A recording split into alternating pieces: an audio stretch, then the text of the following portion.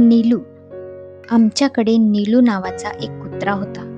त्याचे भुरकट काळे पिवळसर केस ऊन सावलीसारखे वाटत. उन्हात, सावलीत व दिव्याच्या प्रकाशात त्याच्या केसांच्या छटा वेगवेगळ्या दिसत. कानांची रुंदी व ऐटदारपणा तर काही औरच होता. डोक्याच्या वरचा भाग इतर कुत्र्यांच्या मानाने थोडा मोठा व रुंद होता.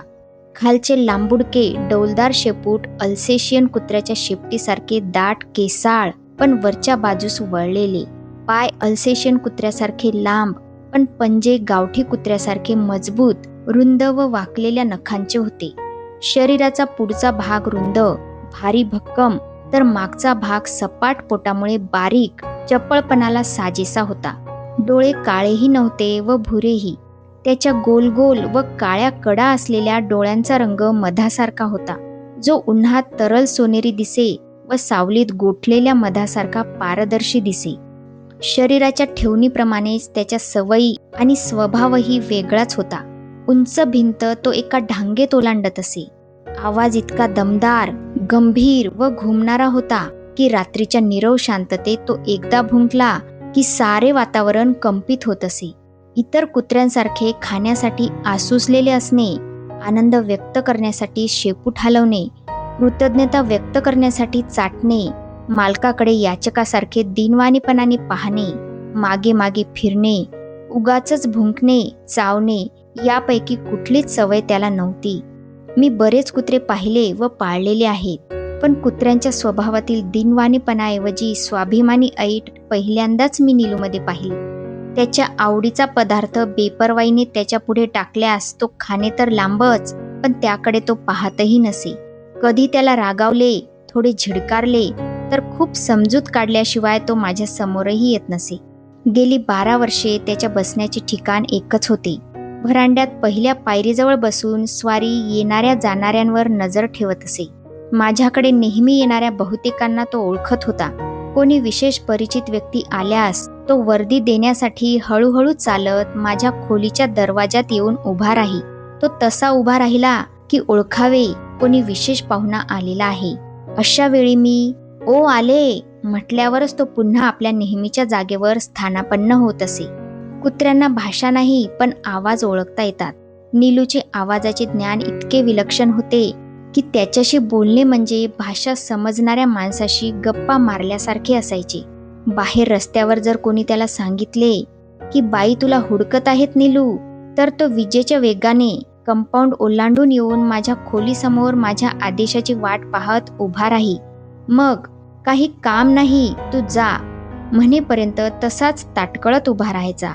जर कामाच्या नादात तो आलेला मला समजले नाही तर त्याला कितीतरी वेळ तसेच उभे राहावे लागे. नीलूत हिंस्त्रपणाचा लवलेशही नव्हता. त्याच्या 14 वर्षांच्या आयुष्यात आम्ही त्याला कोणा पशुपक्ष्यांवर झेप टाकताना वा त्यांना मारताना पाहिले नाही. त्याच्या या स्वभावाचे मलाच नाही तर पाहणाऱ्या सर्वांनाच नवल वाटायचे. माझ्या बंगल्यात दारांच्या तावदानात बऱ्याच वेळा पक्षी घरटी बांधत. छोटे छोटे पंख फुटल्यावर पक्ष्यांची पिल्ले उडायचा प्रयत्न करू लागली की कधी कधी जमिनीवर पडत. नीलू त्या पिल्लांच्या रक्षणाची जबाबदारी चोखपणे पार पाडी. त्याच्या भीतीने इतर कुठल्याही प्राण्याची त्या चिमुकल्या उडणाऱ्या पडणाऱ्या जीवांवर दृष्टी टाकण्याची हिंमत होत नसे. कधी कधी तर तो स्वतः त्या छोट्या पिल्लांना घरट्यात ठेवण्यासाठी अलगदपणे तोंडात उचलून माझ्याकडे आणत असे.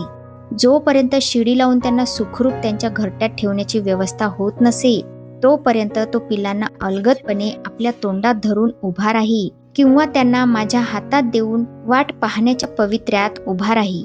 रोज सकाळी मोर, ससे, कबुतरे यांना दानापाणी देण्यासाठी मी बाहेर पडले की थंडी, वारा, पाऊस कोणताही मोसम असो, स्वारी दारात तयार असे. माझ्याबरोबर सर्वत्र चक्कर मारत असे. पक्ष्यांच्या खोल्यांना 2 फूट उंचीच्या भिंतींवर जाळी लावलेली असे. नीलू न चुकता रोज भिंतीवर 2 पंजे ठेवून उभा राहून आपल्या गोल गोल डोळ्यांनी प्रत्येक खोलीतील पशुपक्ष्यांचे निरीक्षण करी. रात्री सगळे झोपल्यानंतर उन्हाळ्यात बाहेर लॉनवर बसून व थंडीत व्हरांड्यातील पलंगावर बसून तो पहारा देई. रात्री बऱ्याच वेळा सगळ्या अंगणभर तसेच पशुपक्ष्यांच्या खोल्यांवरून चक्रा मारी.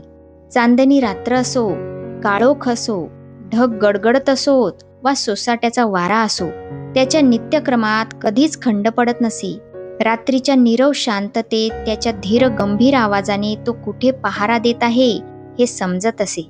ससे जमिनीच्या खाली चर खणून लांबच लांब भुयारी मार्ग तयार करत असत. एका रात्री माझे ससे चर खणत खणत शेजारच्या कंपाऊंडमध्ये गेले तेव्हा पुढे असणाऱ्या सशांना रानमांजराने जखमी केले.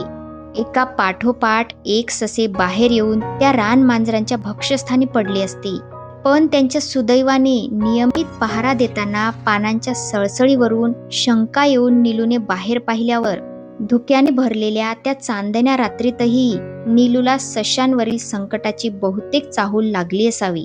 त्याने बाहेर उडी मारताच मांजर पळून गेले. आपल्या घरातील सशांनी परत बाहेर येऊ नये म्हणून रात्रभर तो तसाच दवाने भिजत बिळाच्या तोंडापाशी उभा राहिला. हा परोपकार त्याला महागात पडला. थंडीमुळे त्याला निमोनिया झाला व बरेच दिवस औषधे इंजेक्शन घ्यावी लागली. तो निमूटपणे ती घेत असे. एकदा गाडीचा ॲक्सिडेंट झाल्यामुळे मला परस्पर दवाखान्यात नेण्यात आले. संध्याकाळपर्यंत मी आले नाही व कपडे चादरी यांची घरातील लोकांनी केलेली बांधाबांध बघून त्याला काहीतरी वाईट घडले असल्याची शंका आली असावी, कारण माझ्या घरी गेलेल्या प्रत्येक माणसाने नीलूचा उदास चेहरा पाहून आश्चर्य व्यक्त केले. 2-3 दिवस त्याने काही खाल्ले पिले नाही. तेव्हा डॉक्टरांची परवानगी घेऊन त्याला दवाखान्यात आणण्यात आले. ठिकठिकाणच्या बँडेज व पट्ट्यांमधून मला नीट न्याहाळून पाहण्यासाठी त्याने पलंगाभोवती चक्रा मारल्या. एकदा खात्री पटल्यावर मात्र तो रखवालदारीच्या पवित्र्यात पलंगाखाली बसून राहिला. 2 तासानंतर खूप समजूत काढून त्याला घरी न्यावे लागले. मग 1-2 दिवसाआड दवाखान्यात येण्यासाठी तो उपोषण करू लागला व शेवटी नियमित येणाऱ्यांपैकी एक झाला.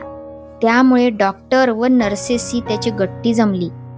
नीलू 14 वर्षे जगला व सर्व काळ माझ्या जवळच होता. त्यामुळे त्याच्या कितीतरी आठवणी मनात साठलेल्या आहेत. जगण्याप्रमाणेच त्याचे मरणही दैन्यरहित होते. कुत्ते की मौत मरना असा वाक्प्रचार आहे, पण नीलूसारखे शांत निर्विकारपणे मृत्यूला सामोरे जाणे तर माणसालाही हेवा वाटावा असेच होते. आजपर्यंत माझ्याकडे कितीतरी पशुपक्षी आहेत, पण ज्याला वाईट वाटेल म्हणून काळजी घ्यावी असे कोणी उरलेले नाही.